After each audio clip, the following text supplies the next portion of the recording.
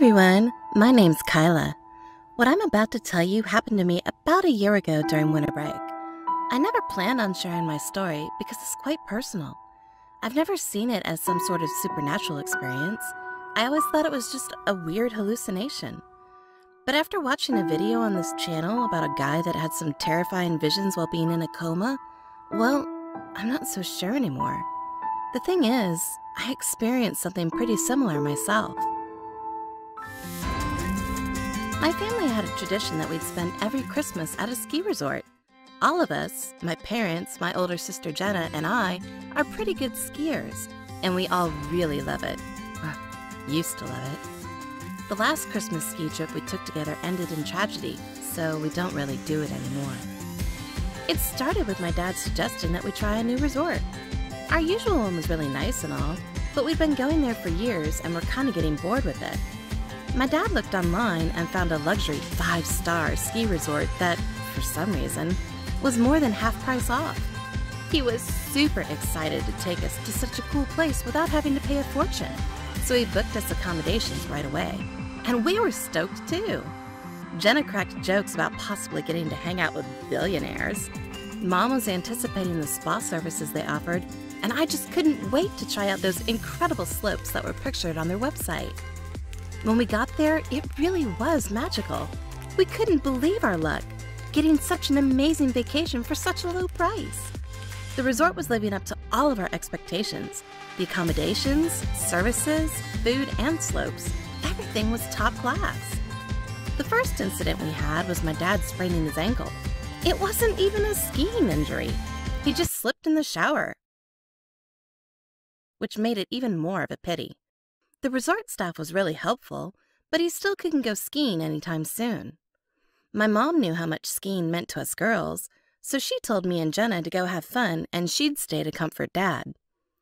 We weren't sure if we should actually go or not, but we knew that Dad would be even more upset to see us miss out on all the fun. So the two of us went to the biggest slope. Jenna and I were always pretty competitive, so naturally we wanted to turn this into a race. "The last one to the end is a rotten egg," she yelled and set off. "Wait, not fair!" I yelled back and followed, trying to catch up with her.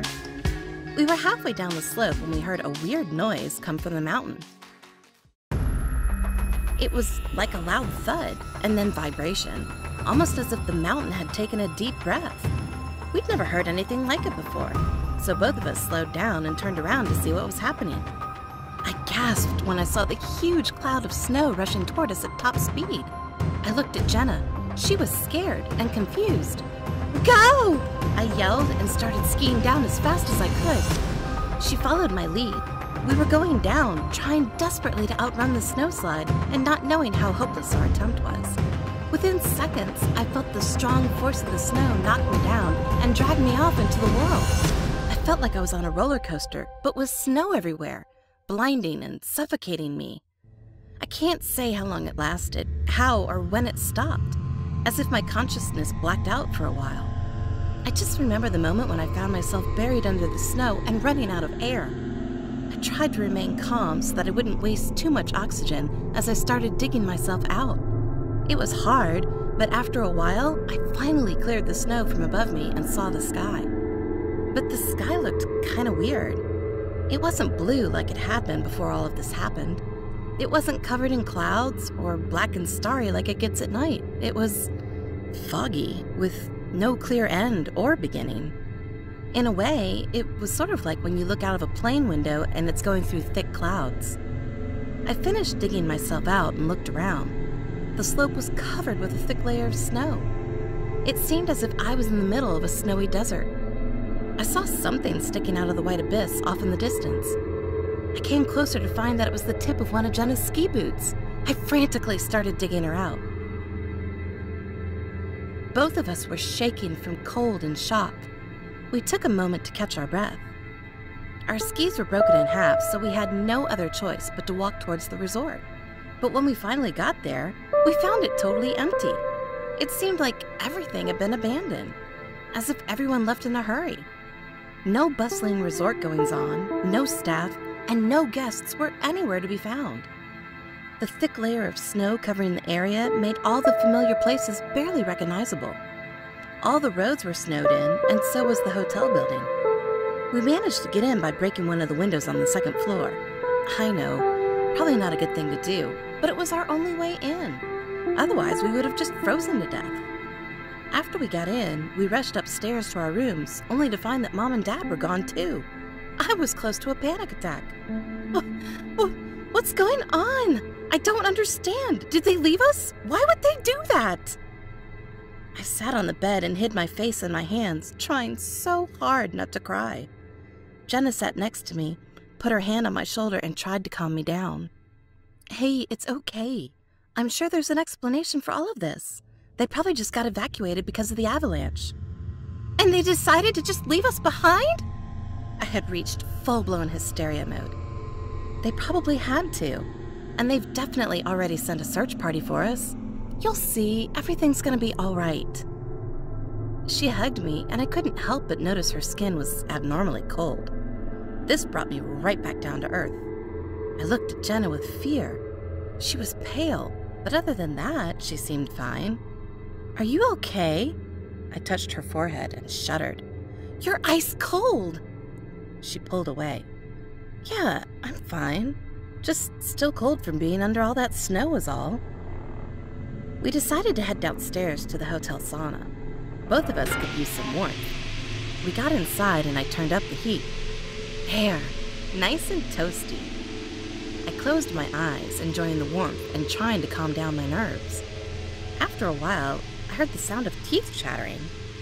I opened my eyes to see that Jenna was sitting right next to me, holding herself in her arms as if she was still freezing cold. Jenna? I just don't know why I'm so... That terrified me. How could a person sitting right next to me in a really hot sauna still be freezing? I'll bring you some hot chocolate. Yeah, that'll surely warm you up. I tried to be helpful, even though I had no idea what to do. I left Jenna in the sauna and ran to the kitchen. It took a while to figure out what was there, but I was soon heading back to the sauna with 2 steaming cups of hot chocolate in my hands. I'd added some marshmallows and grabbed a couple of pastries too. I figured Jenna might feel better after eating something. I rushed back to see my sister in the same spot, still shaking with cold. She reached out her hand to take the hot chocolate, and I noticed that her fingers were slowly turning black. I almost dropped the cups. Jenna! She looked at me with a hopeless, empty expression, as if she knew way more than I did and had already accepted her fate. She took a sip of her cocoa. We need to get you to the hospital. I wasn't giving up just yet. How? All the roads are covered in snow. We don't stand a chance. But I knew she was right, but I didn't want to accept it. We drank our hot chocolate in silence. When we were finished, Jenna stood up.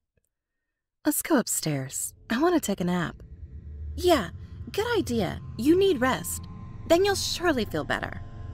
Jenna smiled at me, even though I could clearly see that it was forced. We were walking upstairs when we heard barking and the sound of claws tapping on the wood floor. We looked around to see an adorable pug running toward us. Pudding! Both of us cried simultaneously. We used to have a pug just like that one named Pudding. He died a few years ago. The dog seemed happy to see us. Jenna lifted him up and he started licking her face. Good boy, Pudding. She walked towards our room. That's not really Pudding, though, is it? She didn't reply. She lay down on the bed, still holding the pug in her hands, and fell asleep. I looked at the time. It was 2:35 p.m. I decided I'd wake her up in a couple of hours to check on her. But time had stopped right there. No matter how long I waited, no matter what I did, all watches were frozen at the same time. 2:35 p.m. As for Jenna, she never woke up again. I don't know how long I'd been in there, wherever there was. It certainly felt like an eternity. I was sure I was losing my mind.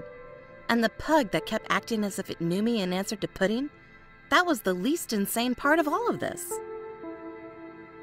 The next thing I remember was waking up in the hospital. Soon after the avalanche, a search party was, in fact, sent. They found me first, and then, after a while, they found Jenna as well. but only one of us made it. I didn't tell anyone about any of this. Like I said before, I thought it was just some sort of dream or hallucination.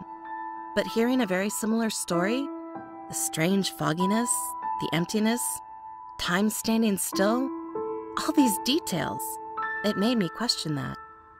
Could two complete strangers with no connection whatsoever really have such similar stories? What if it was something more? What if it was some sort of in-between place for those who are stuck between life and death? And if so, where is my sister now?